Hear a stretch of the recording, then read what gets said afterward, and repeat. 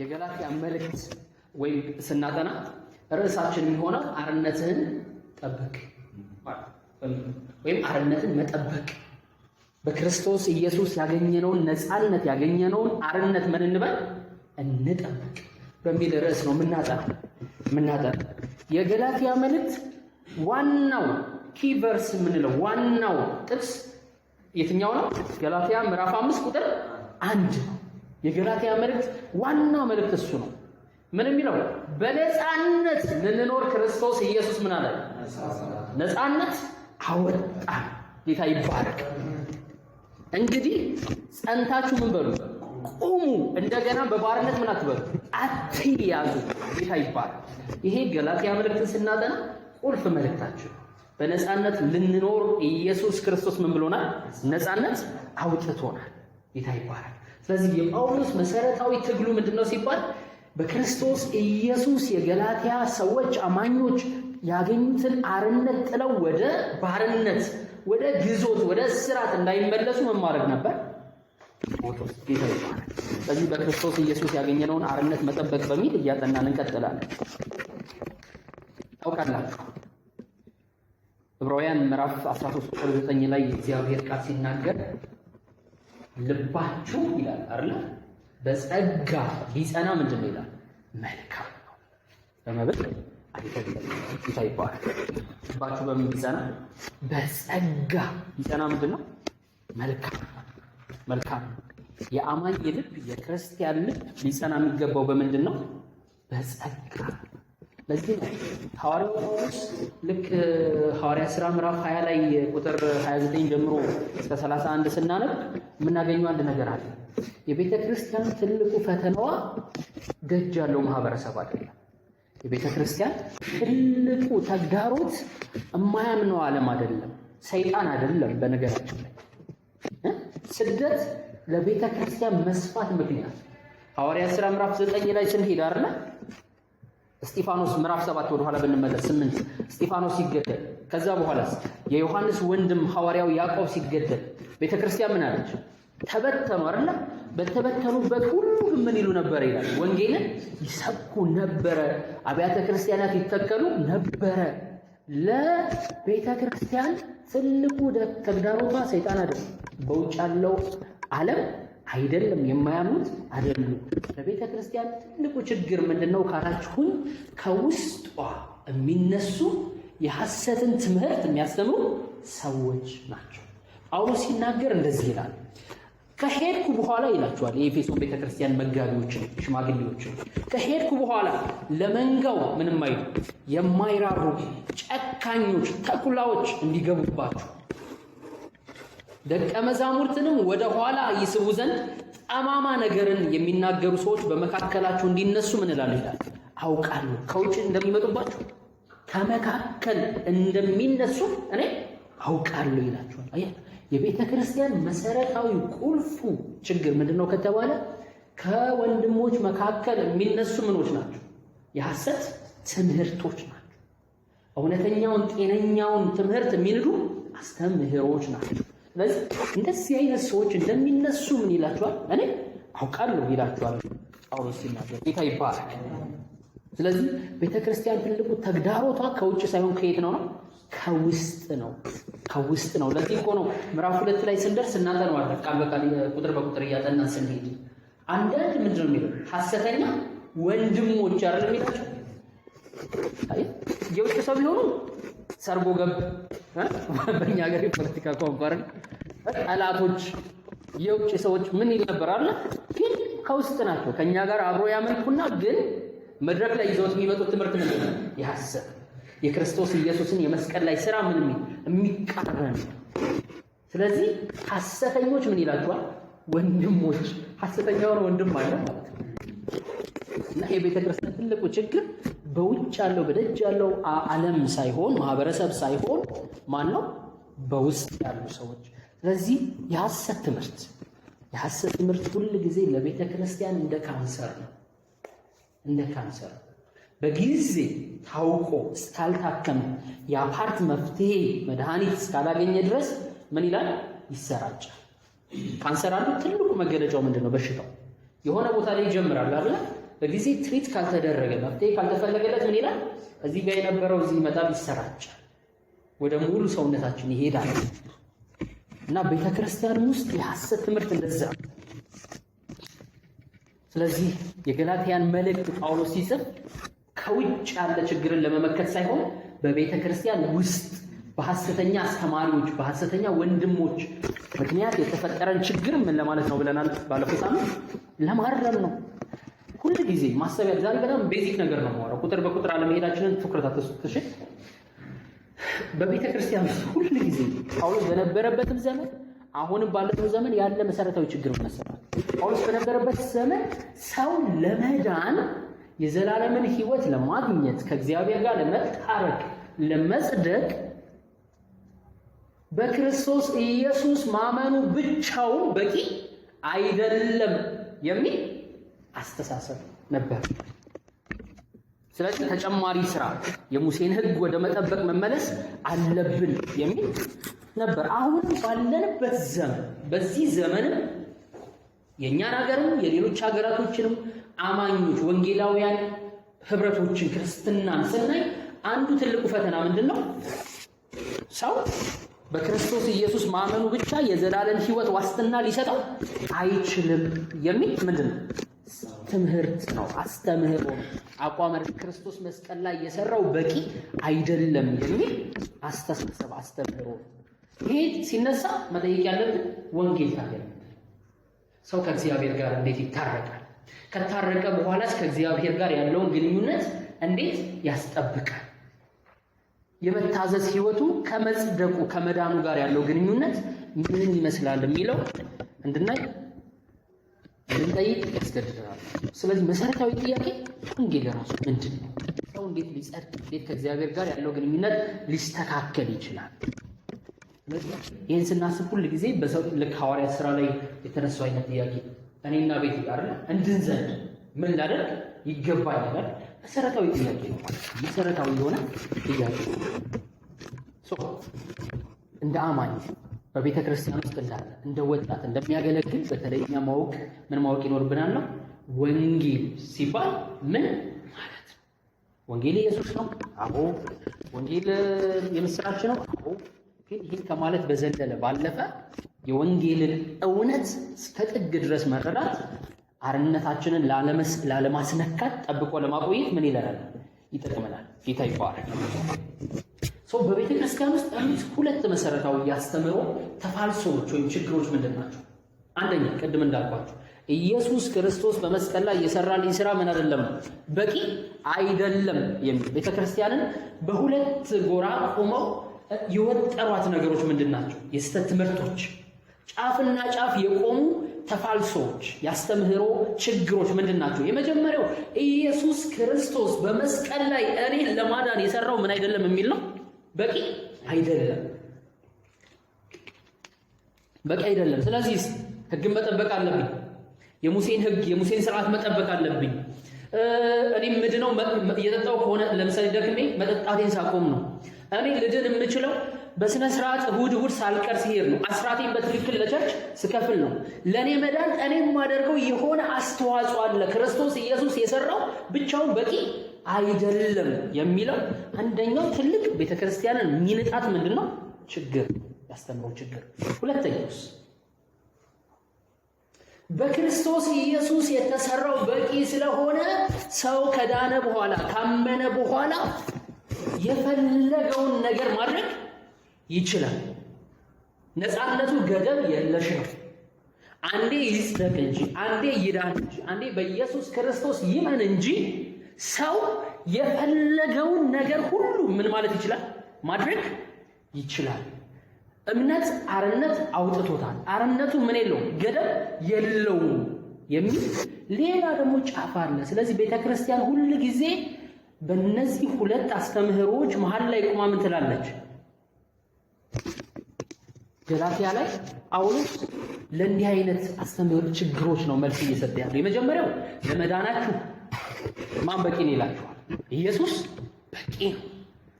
ከዳንም በኋላ ነፃነትን ከሰጠን በኋላ አርነታችሁ ምን አይበል? ለስጋ ምክንያትን አይስጥ ምዕራፍ 5 ይመጣበታል አይደል? ስለዚህ ከሁለቱ ጥግና ጥግ ጫፍና ጫፍ ላይ ከቆሙ ያስተምህሮት ምንድነው ጥርሰቶች መጣረሶች ቤተክርስቲያንን ለማትረፍ የጻፈው መልእክት ነው አይደል? ምዕራፍ 6 ቁጥር 11 ላይ ሄደን ስናይ ጳውሎስ እንዴት ባሉ ታላላቅ ፊደላት እንደጻፍኩላችሁ እዩ ይላችኋል አይደል? ጌታ ይባርክ። ስለዚህ ጳውሎስ ምዕራፍ 1 ላይ ራሱን አስተዋውቆ አይደል ባለፈው ሳምንት ስናይ የጀመረው ራሱን አስተዋውቆ ነው የጀመረው። የተጻፈላቸው ሰዎች እነማን ናቸው ብለው በደቡብ ገላትያ የሚኖሩ አብያተ ክርስቲያናት፣ ለአንድ ቤተ ክርስቲያን ለአንድ አጥቢያ የተላከ አይደለም። ጳውሎስና በርናባስ ሐዋርያት ሥራ ምዕራፍ 13 ላይ ዛሬ ማተኮር ምዕራፍ 13 እና 13 ላይ በተለይ ሐዋርያት ሥራ መለሳለሁ ቶሎ ብዬ ታስታውሳላችሁ አይደል? በአንጾኪያ በነበረችው ቤተ ክርስቲያን አስተማሪዎችና ነቢያት ነበሩ ብሎ ከዘረዘራቸው በኋላ ከዛ ሲጾሙ ይጸልዩ ነበረ። በዚያን ጊዜ መንፈስ ቅዱስ ጳውሎስንና በርናባስን ለአገልግሎት ምን በሉልኝ አላቸው፣ ለዩልኝ አላቸው። ከዛ በኋላ የመጀመሪያውን ዙር የሐዋርያዊ የወንጌል ተልእኮ ይዘው ወጡ አይደለ? ወንጌልን እየሰበኩ ዞሩ። በዚህ በመጀመሪያው የወንጌል ሚሽን ተልእኮ ጉዞ ነው የወንጌል የገላትያ አብያተ ክርስቲያናቶች የተመሰረቱት እና የሚጻፍላቸው ለነዚህ አብያተ ክርስቲያናት ነው። እነ ምንድነው ኢቆንዮንን፣ እነ ልስጥራን፣ እነ ደርቤን የመሳሰሉ ከተሞችን አካባቢዎችን ማሰብ እንችላለን። ስለዚህ ከአንድ ቤተክርስቲያን ላለፉ ለብዙ አብያተ ክርስቲያናት በብዙ ከተማዎች በብዙ አውራጃዎች ላይ ለነበሩ ከተሞች ምንድነው ቤተክርስቲያኖች የተጻፈ መልእክት እንደነበረ አይተናል። ጳውሎስ ይሄን ሲጽፈው በጣም የደገሙት አይደለም እንዳሰለቱኝ በጣም ቤዚክ ነገር ነው። ጳውሎስ ይሄን ሲጽፈው መቼ ነው የጻፈው ብለናል? የጻፈው ከ48 እስከ 50 ባለው ዓመተ ምህረት አካባቢ እንደጻፈው ይነገራል። ከመጀመሪያው የቤተ ክርስቲያን የኢየሩሳሌም ጉባኤ በፊት።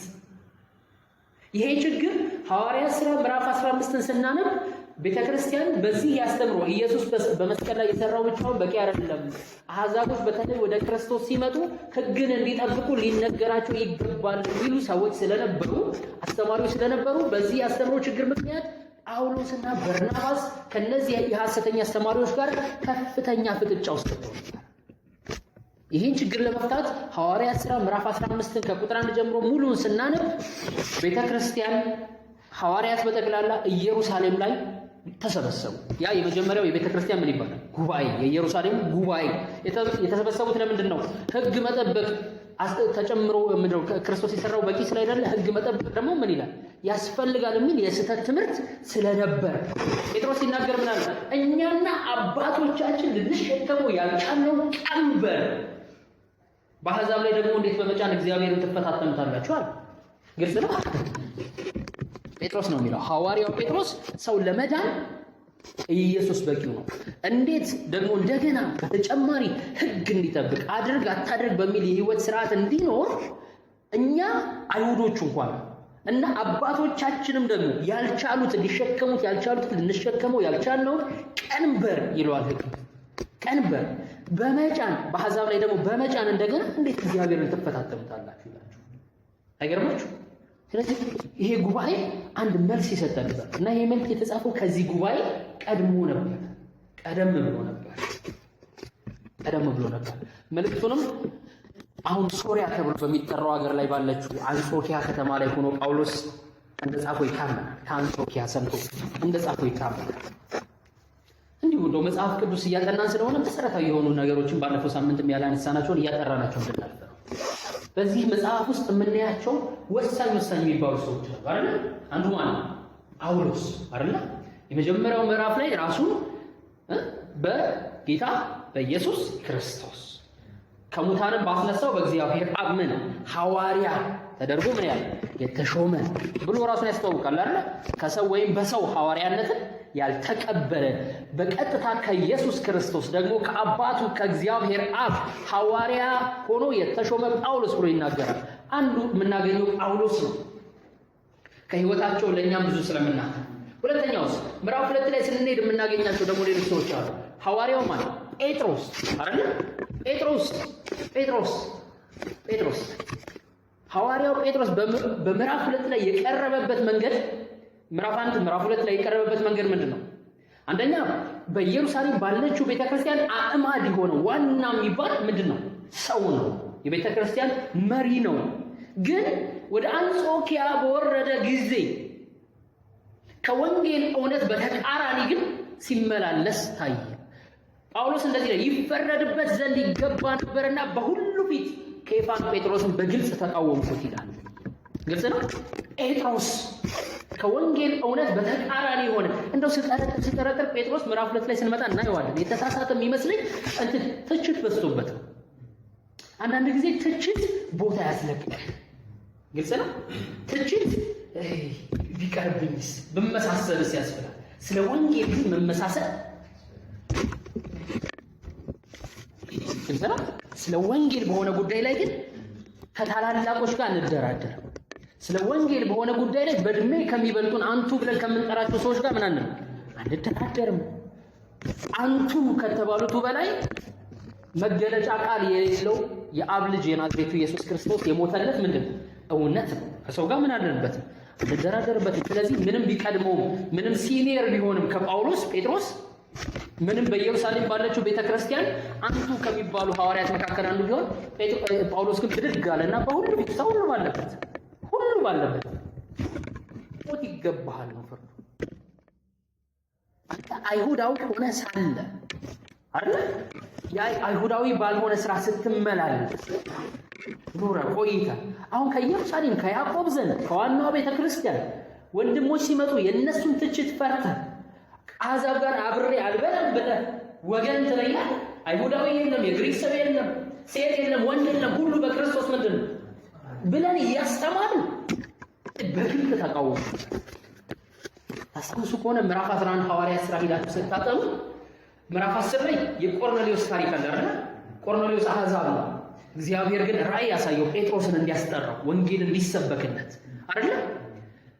ጴጥሮስን በአራት ማዕዘን በተያዘ ሸማ እስራኤላዊ የአይሁድ ሕግ የተሰጠው ሰው ሊበላቸው የማይችል እንስሳትን እግዚአብሔር ብላ ሲለው አረን ያልበላም ደግሞ ብላ ሲለው በጭራሽ አለ አይደል? ፋይናሊ ግን እኔ የቀደስኩትን ታረክሳለህ ማለት ነው። ይህን ከእግዚአብሔር ጋር በራእይ ይህን እያየ ሳለ ያወራ ሳለ ፋይናሊ ምን ተከሰተ? የተላኩት መልእክተኞች ከዚያ በኋላ ይዘውት ሄዱ። ቆርኔሌዎስና ቤተሰቡ ዳኑ አይደል? ምዕራፍ 11 ላይ ግን ስትገቡ እና ሐዋርያው ጴጥሮስን ፈልጋለሁ ተባለ እና ከአሕዛብ ጋር ትበላለህ አሉ። ግልጽ ነው። አይሁዶች ክርስቲያን ናቸው፣ ግን ፈሪሳውያን ናቸው፣ ከአይሁድ ናቸው። አልጣሉትም። ሙሴንና ክርስቶስን ሲናንና ጎልጎታን አብረው እኩል ይዘው ጴጥሮስ ናቸው። ስለዚህ ምናልባት ከአሕዛብ ጋር ገብተህ ትበላለህ። እንዴት ነው ነገሩ? እኛ እኮ ምንም ብንሆን እኮ የመሲሁ ዘር፣ እኛ ምንም ቢሆን እኮ የሙሴ ሕግ ያለ እንዴት እንዲሆናል? ግልጽ ነው። ጴጥሮስ ከዚህ በኋላ ይመስለኛል ገላትያ ምዕራፍ 2 ላይ አንጾኪያ የመጣው ከዚህ ክስተት በኋላ ይመስለኛልና ድጋሚ ምናልባትም እነዛው ሰዎች ይሆናሉ። ገብቷችኋል?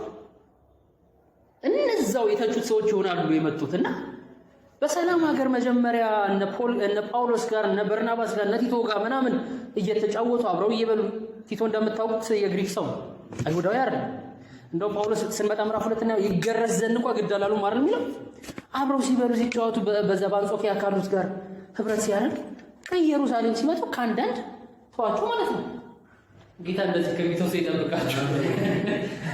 እንደምሩ አይሁዳዊዎች ብቻ ለንግግርም ለሰላምታ አብሮ ለመበገብ ይህን ሰው ጳውሎስ ጴጥሮስን በሁሉ ፊት ተናገረው፣ ገሰጸው። ግልጽ ነው። ወንጌል ፊት የሚታይበት አይደለም። ወንጌል የሰው ፊት እያየናል። ሲረዝምም ወንጌል ነው፣ የሰው ፊት ሲበራም ወንጌል ነው። ወንጌል አይሸቀጥም፣ ይታይባል። ለምንናገረው ነገር ሁሉ በነጩ ዙፋን ፊት እንኳን ባንቀርብ በክርስቶስ ኢየሱስ የፍርድ ወንበር ፊት ቤማ በሚባለው ፊት ግን እንቆማለን። አፈርክብኝ ብሩክ ብሎ ይጠይቀኛል። ተሳካ የሰው ፊት ስታይ መልእክት ቀየርክ ብሎ ግን ይጠይቃል። ሶል አፈርክብኝ ብሎ ግን ጌታ ይጠይቃል። ሩቅ አይደለም ያቀን ባይዘወይ ጌታ ባይመጣ እንኳን እኛ እንሄዳለን። ወንጌል የሚለወጥ ርዕስ አይደለም። ሁሉን እያስረጀ የሚቀጥል የዘላለም እውነት ነው። ጌታ ይባረክ። አይገርማል? ጴጥሮስ ከዛስ በርናባስ ደግሞ አለ። ከህይወታቸው ብዙ ስለምንማር ዛሬ ለመተዋወቅ በርናባስ ሐዋርያት ሥራ ላይ ምን ብሎ ምዕራፍ 13 ላይ እንዴት እንደሚገልጸው ታውቃላችሁ? መጽሐፍ ቅዱስ ቅን ሰው ይሏል። ድንቅ መንፈስ ቅዱስ የተሞላ ሃሌሉያ። አይገርማችሁ? ስለ ወንጌል እኮ ፈላጊ ነው፣ ሰው ፈላጊ ነው። ታውቃላችሁ? ጳውሎስን ሁሉም ባላመኑት ጊዜ አይ ይሄ ሰውዬ ተቀላቅሎ እንደገና ሊገርፈን ነው፣ እንደገና መከራ እንድንቀበል ሊያደርገን ነው። ኖ ጠርሴስ ጳውሎስ የተወለደው ባይዘው ኪልቅያ በምትባል አውራጃ በምትገኝ ጠርሴስ በምትባል ከተማ ጠርሴስ ድረስ ሄዶ ጳውሎስ ና ለወንጌል ታስፈልጋል፣ ና አንተ የእግዚአብሔር አጀንዳ ያለብህ ሰው ነህ ብሎ የሚያመጣ እግዚአብሔር አንዳንዴ ከመስመር ሳት ስንል የሚፈልጉ ሰዎች ይስጠን። ታውቃለህ? ጳውሎስን የሚያክል ጀነራል፣ ጳውሎስን የሚያክል የእግዚአብሔር ሰው፣ ጳውሎስን የሚያክል ሐዋርያ ሁሉም ሲፈሩት፣ በኢየሩሳሌም ያሉት ሲፈሩት፣ በአሕዛብ አገር ያሉት ወንጌል ሰባኪዎች ሲፈሩት፣ ጠርሴስ ከአረብ ሀገር ተመልሶ ጠርሴስ ሲቀመጥ ና ብሎ ያመጣው ማለት ቅን ሰው፣ ደግ ሰው፣ መንፈስ ቅዱስ የሞላበት ሰው ጌታ ይባረክ። ግን ሐዋርያት ሥራ ገላትያ ምዕራፍ 2 ላይ በርናባስስ እንኳን ይላል ጳውሎስ በግብዝነታቸው እስኪሳብ ድረስ ይላል። ታውቃለህ? ጴጥሮስ ዋናው ሰውዬ አንጾኪያ ድረስ ወርዶ ከኢየሩሳሌም ሲመጡበት አሕዛብን ሁሉ ትቶ ከአይሁዶቹ ጋር ብቻ ሲበላ በርናባስ ራሱ አይሁድነቱ ትዝ አለው። ታውቃለህ? ትዝ አለው እና ጳውሎስ በርናባስስ እንኳን በግብዝነቱ ምን እስኪልበት ድረስ ይላል እስኪሳብ አይ በቃ እዛ ልቀላቀል አይነት እስኪ እና ምን ልላችሁ ነው? የሚያጸናና የሚያስጨርስ እግዚአብሔር ነው። ወንጌል በሰው ትከሻ ስፋት ልክ ተለክቶ የተሰጠ ኃላፊነት አይደለም። መንፈስ ቅዱስ ነው የሚያስጨርስ። እንደክም እንችላለን፣ ግን ተስፋ አሜን። ጌታ ይባረክ። እና በርናባስ ይሄ ቅን ሰው ጳውሎስን ፈልጎ ያመጣው ሰውዬ የሚገርማችሁ ጳውሎስና በርናባስ በመጀመሪያ ሐዋርያዊ ተልኳቸው ሲሄዱ አገልጋይ አድርገው ይዘውት ሄዱት ማንን ነበር? ዮሐንስን። ማርቆስ ነው ዮሐንስን አይደል? ዮሐንስን የሆነ ቦታ ሲደርሱ ደከመኝ አውርሳለና ትቷቸው ወዴት ተመለሰ? ወደ ኢየሩሳሌም። እኔ ከእናንተ ጋር ሀገር ለሀገር ልዙር እንዴ? ከዛ ሁለተኛ ጳውሎስ ሁሉ ነገር ካለቀ በኋላ ጉባኤው ተደርጎ የስተት አስተምሮ ችግሮች ከተፈቱ በኋላ እስኪ በመጀመሪያው ዙር ወንጌል የሰበክንባቸውና ቤተክርስቲያን የመሰረትንባቸው ከተማዎች እንደገና አንጎብኛቸው፣ ቅዱሳን ምን ላይ ነው ያሉት እንያቸው ብሎ በርናባስ እንሂድ ይለዋል። በርናባስ ቀን ሰው አይደለ? በፊት ጥሏቸው እንዲሄድ ረስቶ ማንን?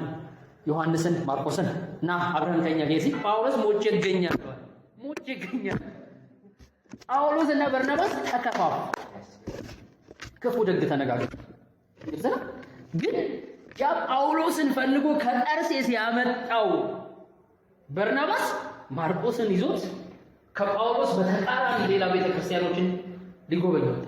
አይ ሰው አይተን እግዚአብሔር እድልን ተሰጣችሁ አይቀር፣ እግዚአብሔር ትንሽ ቀደም ካረገን አይቀር መንገድ ለሰዓቱ ሰዎች የምንራራ ያድርግ።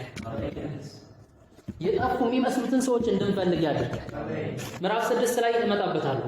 ምዕራፍ 6 ላይ እኛ ራሳችን እንዳንፈተን እየተጠነቀቅን በማንኛውም ድካም ውስጥ ነው የሚለው። አረ የእሱ ድካም ይለያል የሚባል ነገር የለም። በማንኛውም ድካም ውስጥ ቢኖር እንኳን ሰው ምን ማድረግ አለብን? ወደ ጌታ በርናባስ እንደዚህ ነው። እግዚአብሔር ይረዳል። ብዙ ነው ማለት ቲቶን ታይታለህ። ሌላው ቲቶስ እንኳን የግሪክ ሰው ሆኖ ሳለ አሕዛብ ሆኖ ሳለ ባግራውንዱ ይገረዝ ዘንድ ምን አላሉት ይላል ጳውሎስ። ይገዳሉትም ቲቶ እንግዲህ መልእክት የተጻፈለት ሰው ምናልባት በተሳካ ዕድሜ ያለ ፓስተር ጢሞቴዎስ ሲላክለት መልእክቱ የኤፌሶንን ቤተክርስቲያን እየመገበ አልነበር? ቲቶ በሱ ያለ ሌላ ጀግና ወጣት ለወንጌል ራሱን የለየ ሰው ነበር። እሱን እናገኘዋለን። ብዙ እንማራለን። ሌላስ አብርሃም አይደለ? የብዙ ሕዝብ አባት አይደለ? አብርሃም እናገኘዋለን። ጽድቅ፣ ከእግዚአብሔር ጋር መታረቅ። በነገራችን ላይ ወንጌል ቀድሞ የተሰበከው ለአብርሃም አይደለ? መጽሐፍ የሚለው እግዚአብሔርም አሕዛብ በእምነት እንዲጸድቁ አይቶ ወንጌል አስቀድሞ ወንጌልን ለማንሰበክ ይላል አብርሃም አመነ፣ እምነቱ ምን ሆኖ ተቆጠረለት? ጽድቅ ሆኖ ተቆጠረለት።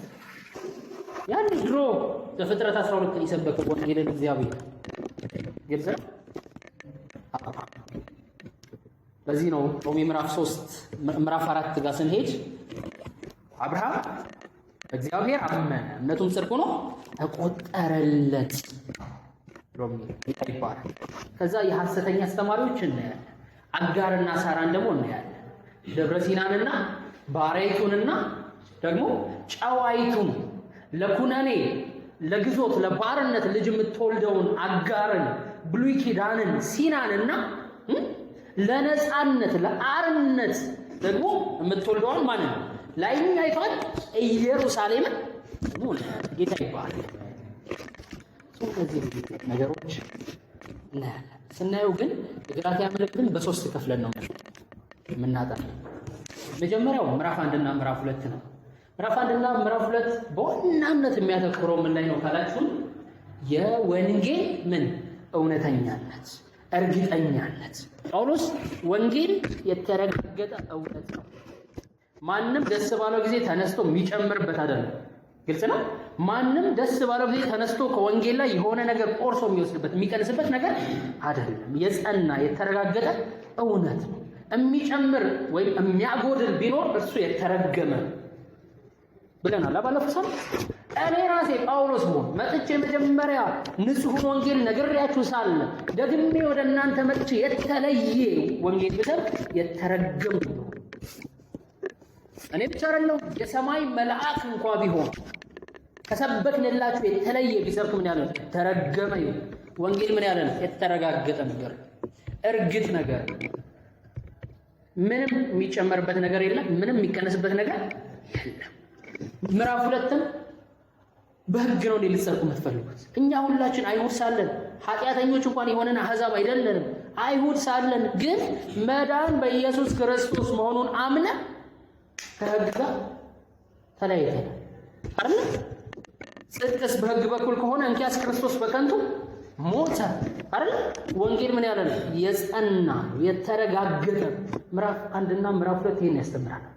ምዕራፍ 3 እና ምዕራፍ 4 ደግሞ ሁለተኛው ክፍል የምናየው ስለምንድን ነው የሚለው? የወንጌል ልዕልና ነው። the supremacy of the gospel ነው። የወንጌል ከፍ ማለት፣ የወንጌል ልዕልና፣ የወንጌል ከፍታ ሱፐርማሲ። ምዕራፍ 3 ስትሄዱ፣ ምዕራፍ 4 ስትሄዱ የምናገኘው ሰው በሕግ በጭራሽ ሊጸድቅ ምን አይችልም። ወንጌል የተስፋው ቃል ክርስቶስ ሊነጻጸር ምን አይችልም። ሕግ ባሪያ ነው የሚያደርገው፣ ወንጌልስ ነፃ ነው የሚያወጣው፣ ያድናል፣ ከእግዚአብሔር ጋር ህብረትን ያስታርቃል። ስለዚህ ወንጌል ምን ያለ ነው? ከፍ ያለ ነው። ምዕራፍ 3 እና ምዕራፍ 4 ላይ እሱን ያለ 5 እና 6 የምናየው በሶስተኛው ከፍለን የምናየው 5 እና 6 የወንጌል ወይም በወንጌል የሚገኝ ነፃነት ነው። በወንጌል የሚገኝ ነፃነት ቅድም ብለናል አይደል? ምን ብለናል? ምዕራፍ 5 ቁጥር አለ አይደል? በነፃነት ልንኖር ክርስቶስ ምን ብሎናል? ነፃ አውጥቶናል። ነፃነት አውጥቶናል። እንደገና በምን አትያዙ ነው? በባርነት አትያዙ። ምዕራፍ 6ን በእንደዚህ በሶስት ከፍለናል። ወደ ዋናው ወደ ዛሬ ሐሳብ ይሄዳሉ። ግን የመጨረሻ ይሄዳሉ። የገላትያ መልእክት እንደው መሰረታዊ የሆኑ 3 መገለጫዎች፣ ልዩ ባህሪዎች። የመጀመሪያው ምንድነው? ባለፈው ሳምንት ምን እንዳወራን የገላትያ መልእክት ከሌሎቹ የአዲስ ኪዳን መልእክቶች በጠቅላላ ከጳውሎስ መልእክትም ከሌሎቹም የአዲስ ኪዳን መልእክቶች ቀድሞ የተጻፈ ነው። ጳውሎስ በመጀመሪያው የሐዋርያዊ ጉዞ ደክሞ ቤተክርስቲያናትን ተክሎ ሾሞ መጋቢዎችንና የቤተክርስቲያን ሽማግሌዎችን እልፍ ሲል እግር በእግር ገብተው አረ ኢየሱስ ብቻውን በቂ አይደለም የሚል ትምህርት ገባ። ስለዚህ ምን አደረገ? ወዲያውኑ ነው ሪያክት ያደረገው። ወዲያውኑ ነው መልስ የሰጠው። ምክንያቱም ቤተክርስቲያንን ከስሯ የሚጥል ነገር ነው፣ የሚነጥር ነገር ነው። የቤተክርስቲያን መሰረቷ ማን ነው? ኢየሱስ ሞቱና ትንሣኤ አይደለ? ከዚህ ላይ ከመስቀሉ ላይ አይናቸውን እንዲያነሱ እንደው ምጥ ይዞኛል አይደል የሚለው ክርስቶስ ኢየሱስ በልባችሁ ዳግመኛ እስኪሳል ድረስ ምን ይዞኛል? ምጥ ይዞኛል። ለምን? እነዚህ የገቡት የሐሰት አስተማሪዎች ኢየሱስ በቂ ነው ብለዋቸው እነ ጳውሎስ ሲለው በእነሱም ልብ ላይ ክርስቶስ እንደተሰቀለ ሆኖ ተስሎ ግን ምን ሆኑ ማለት ነው? አይ ኢየሱስም በቂ አይደለም፣ ብቻውን በቂ አይደለም፣ ስለዚህ እኔም መገረዝ አለብኝ። ባይዘው መገረዝ ማለት ምን መሰላችሁ? የሊትራሊ መገረዙ አለ አይደል? መገረዙ አለ። ግን በመጽሐፍ በገላትያ ኮንቴክስት በሮሜን ኮንቴክስት አውድ ስናየው መገረዝ ማለት ሕግን ለመጠበቅ የመጀመሪያው ስቴፕ ማሟላት። ሰው ሲገረዝ ቀጣዩዋል ወደ ሕጉን ወደ መፈጸም ስርዓት መግቢያ በሩ የመጀመሪያው ፕሪኮንዲሽን ወይም ቅድመ ሁኔታ ምንድነው? መገረዝ ነው። መገረዝ። ስለዚህ ለዚህ ችግር መፍትሄ ለመስጠት ጳውሎስ ምን ይላል? ቶሎ የጻፈው መልእክት ከጳውሎስ መልእክቶች የመጀመሪያው ነው። ምናልባት ከአዲስ ኪዳን መልእክቶች በጠቅላላ 27ቱ መልእክቶች የመጀመሪያው እንደሆነ ይታመናል። ሁለተኛውስ ከጳውሎስ መልእክቶች በተለይ ባለፈው ሳምንት ቢሆን ቁጡ መልእክት፣ ቁጡ በጣም ጠጣር መልእክት። ሮሜ ጋር ስትሄዱ እምነታችሁ በዓለም ሁሉ ስለተሰማች ነው የሚለው አይደል? ምዕራፍ 1 ላይ ስለ እናንተ እግዚአብሔር እናመሰግናለን። እምነታችሁ በዓለም ሁሉ ተሰማ።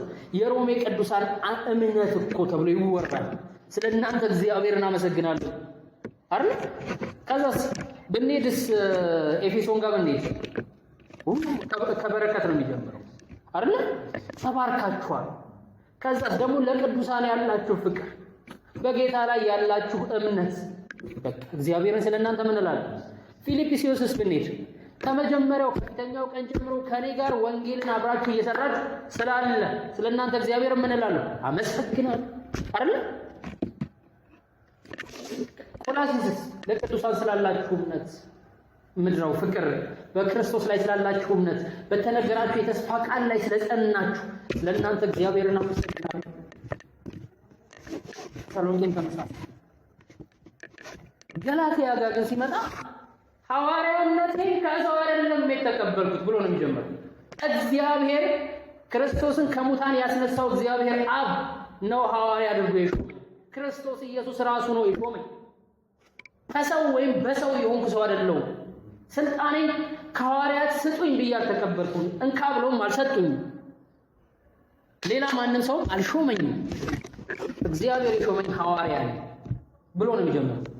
ሲቀጥልስ እደነቃለሁ በዚህ ፍጥነት በብርሃን ፍጥነት ከኢየሱስ ላይ አይነሳል የምትገርሙ ናችሁ ብሎ ነው የሚቀጥለው። ደግሞ ይሄን የሰበኩላችሁ ሰዎች የተረገሙ ይሁኑ። እኔ እንኳን የእነሱን ትምህርት ላስተምር ብመጣ የተረገሙ ይሁኑ። መላእክት የተረገሙ ይሁኑ። ምዕራፍ 3 ምን አይነት የማታስተውሉ ሰዎች ናቸው የገላትያ ሰዎች ነው የሚለው። እንዲህን የማታስተውሉ ናችሁ ማለት እንዲህ ሞኝ ናችሁ፣ እንዲህን የማታስተውሉ ናችሁ። እንደው ተጠንቁሎባችኋል። እና በጤና አይደለም እኮ ነው ጳውሎስ የሚለው፣ በጤና አይደለም ተጠንቁሎባችሁ። ማን ነው አዚም ያደረገባችሁ? አዚም የሚለው ጥንቆላ ማለት ነው። አይ እንዲህ በጤና ሰው በጤናው እንደዚህ ነው። በዚህ ፍጥነት ሲመጣ እኮ በብዙ ደስታ ነው የተቀበላችሁን። እንደ እግዚአብሔር መልአክ ሊያውም እንደ ኢየሱስ ክርስቶስ ነው የተቀበላችሁን። አይናችሁን እንኳን አውጥታችሁ ለመስጠት እኮ ፈቃደኛ ነበራችሁ። በዚህ ፍጥነት ተቃራኒ መልእክት ሲመጣ እሺ ብላችሁ ትሻማላችሁ። የምትገርሙ ናችሁ። ምን አይነት ሞኝነት ነው ይሄ? ሄዶ በጤና አይመስለኝም የሆነ አዙሮባችሁ ነው የሚላችሁ። ከዛስ አይራራም። ሄደና ምዕራፍ 5 ይቆረጡት ተገረዙ ነው የሚሏችሁ። ካልተገረዛችሁ ነው የሚሏችሁ። እነሱ እኮ ከሕግ አንዷን እኮ አይነኳት በእናንተ ሊመኩ ስለሚፈልጉ እንጂ እነሱ እኮ አይጠብቁትም። እኛ እንደነሱ እኮ እኔ ብሰብክ እኮ ሕግ እስካሁን ማን ያሳድደኝ ነበር? ስለዚህ ሲጨክንባቸው መገረዝ ነው የፈለጉ። ተገረዙ ነው የሚሏችሁ። እነሱ ይቆረጡት ይላችሁ። የሚያውቋችሁ አይደል? ይቆረጡ። ጳውሎስ ምን አይነት ቁጡ ሆኖ እንደሚሰጥ ነግራችኋል። ቁጣ የተሞላ በተግሳጽ የተሞላ ማለት ያ ብቻ የገላትያ መልእክት ከሁለት ሌሎች የጳውሎስ መልእክቶች ጋር በትይዩ የሚቆም የገላትያ መልእክት ከሮሜ መልእክት ጋር ተመሳሳይነት አለ። ሮሜ ምዕራፍ 1 ላይ ስንሄድ አሕዛብ በጠቅላላ ምንድን ናቸው? ኃጢአተኞች ናቸው። ምዕራፍ 2 የአይሁድ የሕግ አስተማሪውን ጨምሮ መደዳው አይሁድ ምንድን ነው? ኃጢአተኛ ነው። ምዕራፍ 3 አይሁድ የለም አሕዛብ የለም፣ ሁሉ ከእግዚአብሔር ፍርድ በታች ነው። በዓለም ውስጥ ከአዳም ጀምሮ እስካሁን ድረስ ኃጢአት ያልሰራ ያልተላለፈ ሰው የለም ብሎ ሁሉን ከእግዚአብሔር ፍርድ በታች ይዘጋዋል።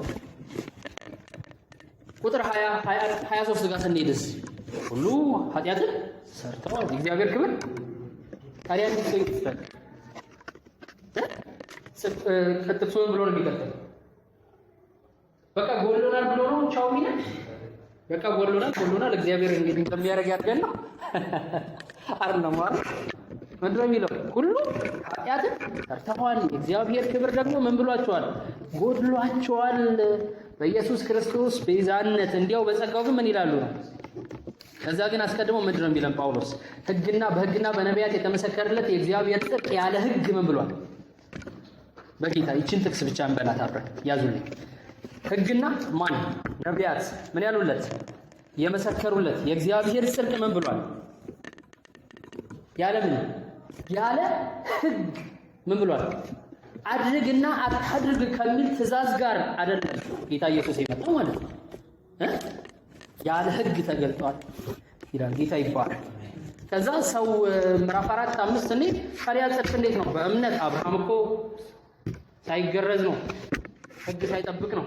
ዳዊት እንደውም እግዚአብሔር አመፃቸውን የተወላቸው ኃጢአታቸውን የማይቆጥርባቸው ብፁዓን ናቸው ይላል። ጌታ መተላለፉን ደግሞ የወደፊቱን የማይቆጥርበት ሰው ብፁዕ ነው ይላል። ስለ ሰው ብፅዕና እግዚአብሔር በስራ ባልሆነ በእምነት በሆነ ጽድቅ ስለሚጸድቅ ሰው ብፅዕና ሲናገር ብሎ ይለናል። የሮሜ መልእክት በ16 ምዕራፎች ዝርዝር የሆነ የደህንነት ትምህርት ነው። ግልጽ ነው። ዝርዝር የሆነ ትምህርት ምዕራፍ 5 ጋር ስንሄድ ታዲያ እንግዲህ ምዕራፍ ቁጥር 1 ሲጀምር እንግዲህ በክርስቶስ ኢየሱስ ላይ ባለ እምነት ከጸደቅን ከእግዚአብሔር ጋር ምን እንበል? ሰላምን እንያዝ። ውጤት አይደለ? ምዕራፍ 6 ደግሞ የሆኑ ከጸደቅን በኋላ እንደፈለግን እንኖር እንዴ? አረ እንዴት ተደርጎ አይሆንም ይለናል ጳውሎስ። ለዚህማ ነፃነት አልወጣም። ምዕራፍ 7 ግን እኮ እስካሁንም ትግል አለ። ምዕራፍ 8 መፍትሄ አለ። በመንፈስ ሕግ ምን በሉ ተመላለሱ አይደለ? ማንም በክርስቶስ ኢየሱስ ቢሆን እንግዲህ በክርስቶስ ኢየሱስ ላሉት አሁን ምን የለባቸው? ኩነኔ የለባቸው። ለሥጋ ያልተቻለውን ክርስቶስ ኢየሱስ ምን ብሎታል አይደለ? ከዛ የወንጌልን ደግሞ መሰረት ምዕራፍ 9-10 እየለ ያስታውሰና ፕራክቲካል የሆነ ነገርን ያስተምራል። ዝርዝር የደህንነት ትምህርት። ገላትያ ግን በመጋቢነት መንፈስ ነው የተጻፈው። ምን ማለት ነው? ጳውሎስ የሆነን ከወንጌል በተቃራኒ የመጣን እውነት ከቤተ ክርስቲያን ቆርጦ ለማውጣት በመጋቢነት መንፈስ የጻፈው መልእክት ነው። ወንጌል ይሄ ነው ብሎ ሰብኳቸዋል። ተቃራኒ የሆነ የስህተት የሆነ ነገር ገብቷል። እሱን ቆርጦ ለማውጣት ምን ብሏል? የጻፈው መልእክት ነው። ባጭሩ በመጋቢነት መንፈስ የሐሰት ትምህርትን በመቃወም እና ከቸርች ከቤተ ክርስቲያን እንዲወጣ በማድረግ መንፈስ የጻፈው ነው። ሌላው ከገላትያ መልእክት ጋር በንጽጽር የሚቀርበው ማን ነው? የያዕቆብ መልእክት ነው። ገላትያ ሮሜ የሚያወሩት ሰው ከእግዚአብሔር ጋር እንዴት ሊታረቅ ይችላል፣ ሰው እንዴት ሊጸድቅ ይችላል፣ ሰው እንዴት የዘላለም ሕይወት ሊያገኝ ይችላል የሚለውን አይደለም። በሰውና በእግዚአብሔር መካከል ስላለው ነገር ገላትያና ሮሜ ሲያጠፉ በተቃራኒ የያዕቆብ መልእክት ሰው ከጸደቀ በኋላ በምን ያስታውቃል ነው። ግልጽ ነው። ያዕቆብ ስራ የሌላት ያለ ስራ የሆነች እምነት ምንድን ነች? ሙት ነች። ጸድቅ በሰማይ የጸደቀ በምን ያስታውቃል? በምድር ያስታውቃል። ወንድምህ ርቦት ወይ በርዶት እየተንቀጠቀጠ ዮሐንስም እንደሚለን አይደል? በቃ ጠገብ በቃ ይሙቅህ ብትለው ይሄ የእግዚአብሔር ልጅ ባህሪ የጸደቀ ሰው ባህሪ ነው አይደለም። እንዴት ክርስትና ይመነዘራል? እንዴት ይኖራል? በሰማይ የጸደቀ ሰው በምድር ያለው ምልልስ የህይወት ስርዓት ኑሮ ምን መምሰል አለበት የሚለውን በተመለከተ ያዕቆብ መልእክት ምን ይለናል? ያስተምረናል። ግልጽ ነው አይደል? ስለዚህ ገላትያ በመጋቢነት መንፈስ በጣም በተቆጣ ስፒሪት በጣም ለወንጌል በቀና መንፈስ የተጻፈ አጭር ምንድነው የወንጌል እውነትን የማጽኛ መልእክት ነው። ጌታ ይባረክ። ግን መልሳችሁ የገላትያ መልእክትን እንዴት ጳውሎስ የሚናገረው ለምንድን ነው ብለን ስናስ ምን ሰብኳቸው ከምን ወዴት ሄደውበት ነው የሚለው ምዕራፍ 13 ብቻ ሐዋርያት ሥራ አውጡልኝና የተወሰኑ ደቂቃዎች ቆይተን እንወጣለን። ጌታ ይባረክ። አንድ 15 ደቂቃ ከሰጣችሁኝ ይበቃኛል። ሰጡኛላችሁ? እሺ ሰጡኛላችሁ? እሺ ምዕራፍ 13 አይ ጊዜ እግዚአብሔር ምዕራፍ 13 ሐዋርያት ሥራ ምዕራፍ 13 ጌታ ይባረክ።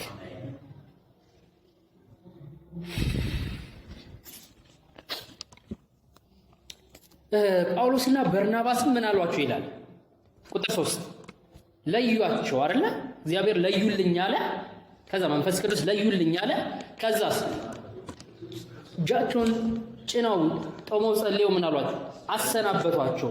ከዛም በተለያዩ የገላትያ ከተሞች አውራጃ ከተሞች ወንጌልን እየሰበኩ መዞር ጀመሩ አይደለ? ብዙ ድንቅና ተአምር የተደረገበት ቦታ።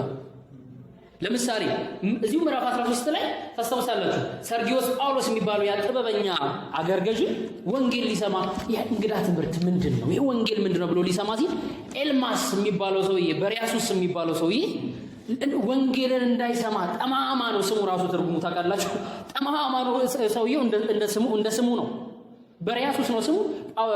ሉቃስ ሲጽፈው ግን ስሙ ራሱ እንዲህ ተረጎማል ነው ኤልማስ ነው። ጠማማ ነው። የጌታን የቀናች መንገድ ሰውየው እንዳይሰማ ይከላከላል። ጳውሎስ አየውና በክፋት የተያዘ ሰው ነው አትያሉ። ከዛ ወዲያው ምን አለ ይላል የሚመራውን ሰው ፍለጋ አይደል?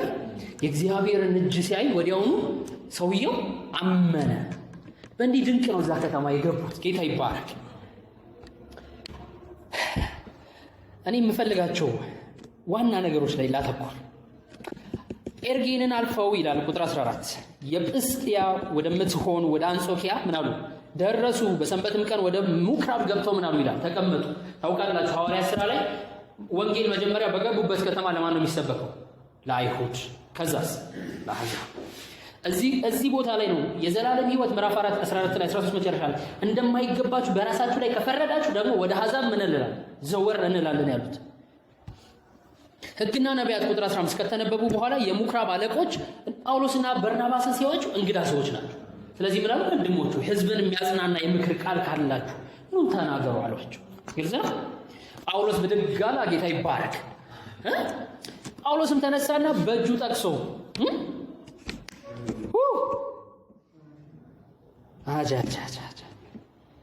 እንዲህ አለ፣ የእስራኤል ሰዎችና እግዚአብሔርን የምትፈሩት ሆይ ስሙ። የዚህ የእስራኤል ሕዝብ አምላክ አለ። ብሉይ ኪዳንን እንዴት አድርጎ እንደሚያሳጥረው ይዩት በጌታ። የዚህ የእስራኤል ሕዝብ አምላክ አባቶቻችን መርጧል፣ አብርሃም፣ ይስሐቅ፣ ያዕቆብ። ከዛስ ወደ እንግድነት ከተጓዙስ በግብፅ አገር በእንግድነት ሳሉ ደግሞ አለ ሕዝቡን ከፍ ምን አላቸው? አደረጋቸው። ከፍ ባለችውም ክንዱ ከግብፅ ምን አላቸው? አወጣቸው። በበረሃም 40 ዓመት ያህል መገባቸው። ጫማቸው አላለቀም፣ ልብሳቸው ምን አላረጀም። በከነዓንም አገር 7 አሕዛብን አጥፍቶ ምድራቸው ምን አላቸው? አወረሳቸው። ከዚያም በኋላ እስከ ነቢዩ ሳሙኤል ድረስ 450 ዓመት ያህል መሳፍንትን ሾመላቸው ወይም ሰጣቸው። ከዚያም ወዲያ ንጉሥ ያነግስላቸው ዘንድ በግድ ባሉት ጊዜ በለመኑት ጊዜ እግዚአብሔርን ደጅ በጠኑ ጊዜ ከብንያም ወገን የሆነውን ማንን ሰጣቸው አለ? የቂስን ልጅ ሳውልን ሰጣቸው። 40 ዓመት ነገሰ። ከዛስ ቁጥር 22 እግዚአብሔር እሱን ከሻረው በኋላ ዳዊትን እንደ ልቤ ያለው ጌታ ይባረክ። ዳዊትን ምን አለላችሁ ይላል? ሾመው። በሱ ቦታ ምን አለው? አነገሰው አይደለ?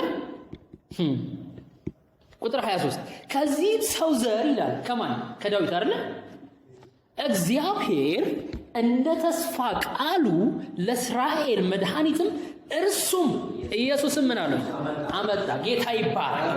ወንጌል መጀመሪያ ለአባቶች ምን ያለ ነው የተሰጠ የተስፋ ቃል ነበር። ጌታ ይባረክ።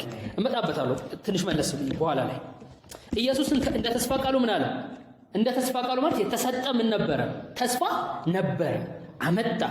ከመምጣቱም በፊት ይላል ከኢየሱስ መምጣት በፊት ዮሐንስ አስቀድሞ ለእስራኤል ሕዝብ ሁሉ የንስሐ ጥምቀት ሰብኮ ነበር። ዮሐንስም ሩጫውን ሲፈጽም ሳለ ማን እንደሆንኩ ታስባላችሁ? እኔ ማን እንደሆንኩ ታስባላችሁ? እኔስ እርሱን አይደለሁም፣ ነገር ግን እነሆ የእግሩን ጫማ ፈታ ዘንድ ከማይገባኝ ከኔ በኋላ ይመጣል ይል ነበር። ቁጥር 26 እናንተ ወንድሞቻችን የአብርሃም ልጆች ከእናንተ መካከል እግዚአብሔርን የምትፈሩ ሆይ ለእናንተ የዚህ መዳን ቃል ምን አለ ይላል። ጌታ ይባረክ። አሁን የመጣ ነው እንደሚደረገው ሕግና ነቢያትን ልናነብ ሳይሆን ሕግና ነቢያት የጻፉለትን በሕግና በነቢያት በኩል የተነገረውን የተስፋ ቃል ተፈጽሟል ብለን ልንናገር ነው የመጣ ነው። ጌታ ይባረክ።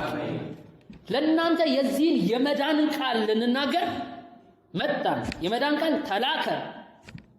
በኢየሩሳሌም ያሉት የእናንተ ወዳጆች፣ ቤተሰቦቻችሁ፣ አለቆቻችሁ ኢየሱስን ደግሞ በየሰንበቱ የሚነበቡትን የሕግና የነቢያትን ቃል ኢየሱስንም ስላላወቁት ምን አሉት? ለሞት የሚያደርስ ምንም ምክንያት ሳይኖርበት ይገድለው ዘንድ ጲላጦስም ምን አሉት? ለመኑት። በአሕዛብ እጅ ብለን የለ የዛሬ ሳምንት ስለ እርሱ የተጻፈውን ሁሉ ነው ደስ የሚለኝ። ጌታ ይባረክ። ኢየሱስ ድንገተኛ ነገር አልሆነበት።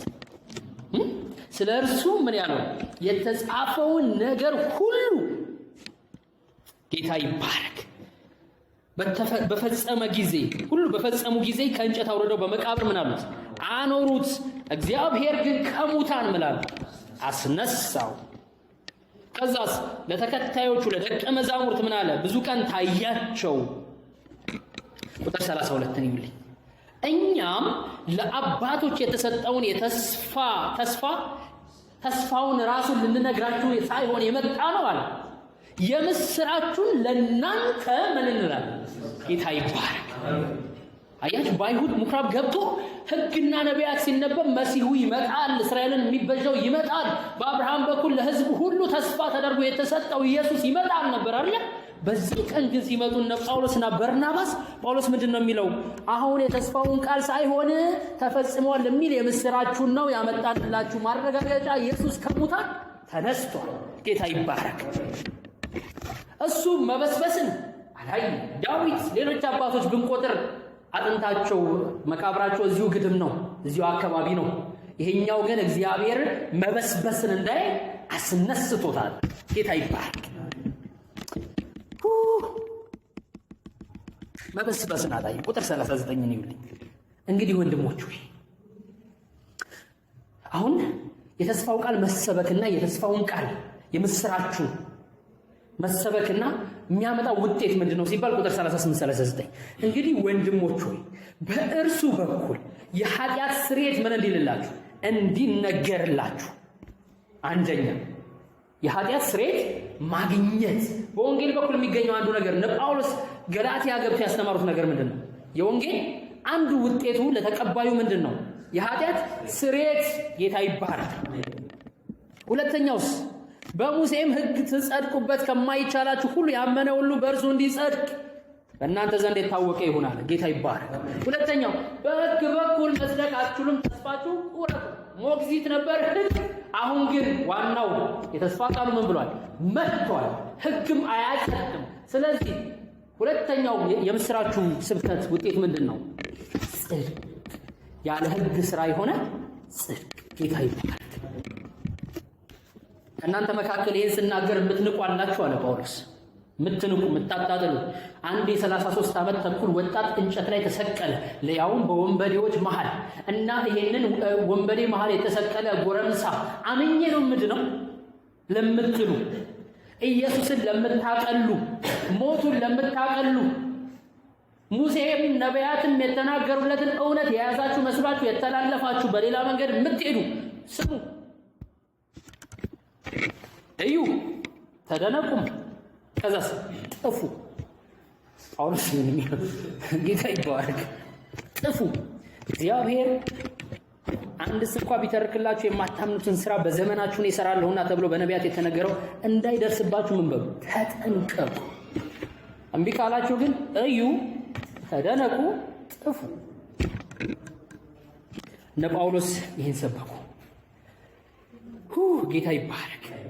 ይህን ሲሰብኩ እኩሌታው ግማሹ ይህ ነገር ልክ አሉ። ለመዳን የተዘጋጁቱ መንፈስ ቅዱስ የረዳቸው ልባቸው ይቃጠል ነበር። እኩሌታዎቹ ደግሞ ቅንዓት፣ ንዴት ሞልቶባቸው ነበር።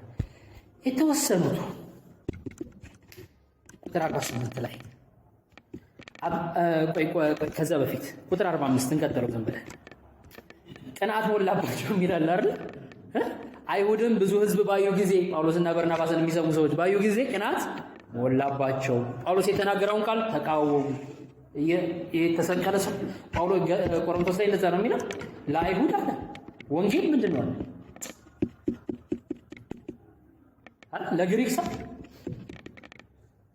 አይደል? በቃ እንደዛ ነው የሆነባቸው። አሁን ቅንዓት ተቃወሙ።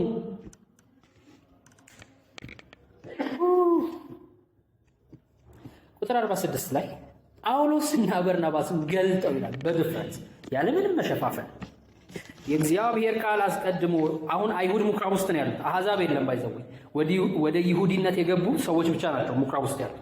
አሕዛብ ሆነው ግን ተገርዘው ከዚህ በኋላ የይሁዲነት የአይሁድ እምነትን እንከተላሉ ያሉ ሰዎች ብቻ ናቸው የነበሩት። በግልጥ ጳውሎስና በርናባስ ገልጠው የእግዚአብሔር ቃል አስቀድሞ ለእናንተ ይነገር ዘንድ ምን ይላል? የተስፋው ሕዝብ ስለሆናችሁ የቃል ኪዳን ሕዝብ ስለሆናችሁ ይገባል፣ ያስፈልጋል። ከገፋችሁትና የዘላለም ሕይወት እንዳይገባችሁ በራሳችሁ ላይ ከፈረዳችሁ ግን እነሆ ወደ ማን ዘወር እንላለን? ወደ አሕዛብ ዘወር እንላለን። በጌታ ምላሹ እንዲሁ ጌታ እስከ ምድር ዳርቻ ድረስ ለማዳን ትሆን ዘንድ ለአሕዛብ ብርሃን አድርጌሃለሁ ብሎ አዞናልና አሉ። አሕዛብም ሰምተው አሁን የገላትያ ሰዎች ማለት ነው። እስካሁን ምኩራብ ውስጥ አልነበሩ። አሁን ከምኩራብ ወጣ ወንጌል። ከዛስ አሕዛብም ምን ብለው ቁጥር 48 ሰምተው ምንን? ወንጌልን። ይሄ ነገር ለአሕዛብም የሚሆን መልእክት ነው ሲሉ እንደ ጳውሎስ ሰምተው ምን አለ? ደስ አላቸው። የእግዚአብሔርንም ቃል አከበሩ። ለዘላለም ሕይወት የተዘጋጁ ሁሉ ምን አሉ? አመኑ። በገላትያ ውስጥ አሕዛብ የነበሩ ሰዎች ወንጌልን መቀበል ምን አሉ? ጀመሩ። ወንጌል ከምኩራብ አልፎ ለአሕዛብ ሰፈር መነገር ጀመረ። ጌታ ይባረክ። የጌታም ቃል በአገሩ ሁሉ ምን አለ? ተስፋፋ። ገላትያን ወንጌል እንደ ሰደድ እሳት እንደ ጎርፍ አጥለቀለቃት። ጳውሎስና በርናባስን ግን ምን አሏቸው? አሳደዷቸው። እነሱን ከዚያ ከተማም ብለው እግራቸውን አራግፈው የእግራቸውን ትቢያ አራግፈው ምን አሉ? ወጡ። 14ን ቀጥል። እንዲሁ ጌታ ሲረዳን በጥልቀት እናየዋለን። 14 ላይ ስንገባስ አሁንም ኢቆንዮን የሚባል ከተማ ገቡ። በእጃቸው ድንቅና ምልክት ምን ይል ነበረ? ይደረግ ነበረ። ከተማዎች ሁሌ እነ ጳውሎስና በርናባስ ሲገቡ እኮሌታው በእነ ጳውሎስ ጎን፣ እኮሌታው በተቃራኒ ይቆማል። አሁንም ሌሎች የገላትያ ከተሞች ላይ ታስታውሳላችሁ። ልስትራን የምትባለዋ ከተማ ላይ ከተወለደ ጊዜ ጀምሮ ሽባ የነበረ ሰው፣ ተራምዶ የማያውቅ ሰው ጳውሎስ ሲናገር እምነት ሞልቶበታል። ጳውሎስ ዞር ብሎ ሲያይ እምነት እንደሞላበት ይድን ዘንድ እምነት እንዳለው ባየ ጊዜ አይደል የሚለው ተነሳ። እግዚአብሔር እያስገረማቸው ወንጌልን ምን ይል ነበረ? በልስትራን እንደዛ አደረገ። ጌታ ይባረክ።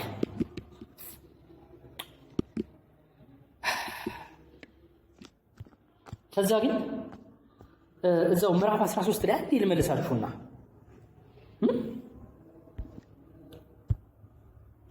ቁጥር 43 ላይ ነው በጣም የምፈልገው ቃል አገኛችሁት? ጉባኤውን ከተፈታ በኋላ ከአይሁድና ወደ ይሁዲነት ገብተው ከሚያመልኩ ብዙዎች ጳውሎስና በርናባስን ተከተሏቸው። እነርሱም ሲነጋገሩ ጳውሎስና በርናባስ ሲመክሯቸው ምን አሏቸው ይላል? በእግዚአብሔር ጸጋ ጸንተው እንዲኖሩ ምን አሏቸው? ጌታ ይባረክ። ዕብራውያን ላይ ቅድም ብያችኋለሁ። ልባችሁ በጸጋ ቢጸና መልካም ነው። ጳውሎስ እዚህ ጋር መጥቶ ምንድን ነው የሚለው? በጸጋ ጸንታችሁ ኑሩ። እንደገና በባርነት አትያዙ። ሕግ የሚጸደቅበት አይደለም፣ ሞግዚት ነው። ሞግዚት እናት አትሆን አይደል? ሞግዚት ነው። በጸጋ ጽኑ ይላችኋል። 14ኛው ምዕራፍ ላይ ስንቀጥለው ወረታች እነዛ በኢቆንዮን ምናምን የነበሩት አይሁዶች መጡና ይላል ጳውሎስን ቁጥር 19 ላይ ወገሩት ይላል። ህዝቡን አባብለው ነው የሚለው። ወገሩት። የሞተም መስሏቸው ከከተማ ወደ ውጭ ምን አሉት? ጎተቱት ይላል። ጳውሎስ ለገላትያ ሰዎች ወንጌልን እንደዚህ ነው የሰበከላቸው። ጌታ ይባረክ። ጨርሻለሁ። 2 ደቂቃ ብቻ ስጡ። እንደዚህ ነው የሰበከላቸው። እነዚህ ሰዎች እነዚህ የገላትያ ሰዎች ናቸው። በብርሃን ፍጥነት በጸጋ ጽኑ ከሚል የጳውሎስ መልእክት የምስራቹ ቃል ለአይሁድ ብቻ አይደለም ለአሕዛብም ይገባል ሲላቸው በብዙ ደስታ የተቀበሉት እነዚህ የገላትያ ሰዎች ናቸው። አይ ኢየሱስ ብቻውን በቂ አይደለም ሲባሉ እሺ ብለው ደግሞ ወደ መገረዝና የሕግ ስርዓትን ወደ መጠበቅ ቀንና ወር መባቻን ወደ ማክበር የተመለሱት። ግልጽ ነው። ለዚህ ነው ጳውሎስ ምን ነካችሁ? ቁጥር 6 ምን እንደው እኔ እናንተ ጋር ሆኜ በመሃላችሁ ተገኝቼ እናየዋለን። ምዕራፍ 3 መሃላችሁ ሆኜ ድምፄን ልለውጥ በወደድኩ እንደው ማለት ከመገረዝ እንደው ምን ናችሁ ነው ብዬ ልጠይቃችሁ በወደድኩ ይላል። ለእነዚህ ሰዎች ነበር ወንጌል መልእክቱን የጻፈው። ጌታ ይባረክ። የምስራቹ ቃል ተሰብኮልናል አይደል? ማጽኛው ምንድነው? በጸጋ ጸንታችሁ ልባችሁ በጸጋ ቢጸና መልካም ነው። እንቀጥለዋለን። ቀጣይ ሳምንት የሰው ፊት እያየን መልእክት አንቀየር። አሁን ሰውን እሺ ላሰኝ እወዳለሁ ለጳውሎስ ቁጥር 10 በጭራሽ እንዲህ ተደብድቦ ሞተ ተብሎ ከከተማ ጎትተው አውጥተው ጥሎት ነው ወንጌል እየሰበከላቸው። አሁን እንዴት መልእክት ይቀይራል? ጳውሎስ እንዴት ተቀጠቀጠለትም መልእክት ኢየሱስ መስቀል ላይ እርቃኑን የዋለበትን መልእክት እኔና እናንተ ዘመን እኔና እናንተ እጅ ላይ ሲደርስ እንዴት ይለወጣል? የሰው ፊት አይተን አንለውጠው። ያ የተሰቀለው የተዋረደው እስኪ የሚወድ ከሆነ አባት ና እስኪ አውርድ የተሳለቁበት ያ ኢየሱስ ዛሬም ብቻውን ያድናል። ሌላ መልእክት የለም። ያ ኢየሱስ የሾህ አክሊል ደፍተው ማለት የሾህ አክሊል ሲያረጉለት እንዲወጋው አይደለም። በነገራችን ላይ ንጉስ ነኝ የአይሁድ ንጉስ ነኝ ይል ነበር አይደል? መጽሐፍ እንደዛ ይል የለ ሲያሾፉበት ሲያላግጡበት የውርደት ጥግ ነው። ያን በስቶ የሚገባ የሾህ አክሊል ካረጉበት በኋላ በመቃ ይመቱት ነበረ፣ ይፈስስ ነበረ። ያ ኢየሱስ ብቻውን ያድናል። ደግሞ ያለ ሕግ የተገለጠው ብቻውን ያለ ተጨማሪ ነገር ያድናል። የምንለውጠው መልእክት የለም። ብንለውጥ እኮ ደስ ይላል። ከሰው ጋር አለመጣላት እኮ ጥሩ ነው። ከካቶሊኩም ከኦርቶዶክሱም ከሌላው ጋር ተስማምተን እኮ ብንኖር ጥሩ ነው። አሁን እኛ የሚለወጥ መልእክት ቢኖር ጆሆቫዎች መጥተው ኢየሱስ አምላክ አይደለም እሱ መልአክ ነው ሲሉን እኮ ምን አጣላን? በሰላም እኮ መኖር እንችል ነበር። ግን አይደለማ። ያ እርቃኑ መስቀል ላይ የዋለው በዛው ሰዓት ሰማይ ምድር ላይ እንዳይወርድ በስልጣኑ ጋር ቃል አጋጥሞ የያዘው እሱ ኢየሱስ ጌታ ይባረክ። የሚለወጥ ወንጌል የለንም። ብቻውን ያድናል። ያለምንም ያለኛ ተሳትፎ ያድናል። ያ ከጎኑ የተሰቀለው ወንበዴ ግማሽ ሰዓቱን ሲሳደብ ቆይቶ መጨረሻ ላይ ግን ሲበራለት አብ ሲረዳው ልጁን ሲገልጥለት በመንግስት በመጣ ጊዜ አስበኛል እልሃለሁ። ዛሬ እውነት እልሃለሁ ዛሬ በገነት ከማን ጋር ወንጌል ይሄ እና የሰው ፊት አይተህ መልእክት አንቀይረው። እግዚአብሔር የተመሰገነ ነው። እግዚአብሔርና መስገንና እንጂ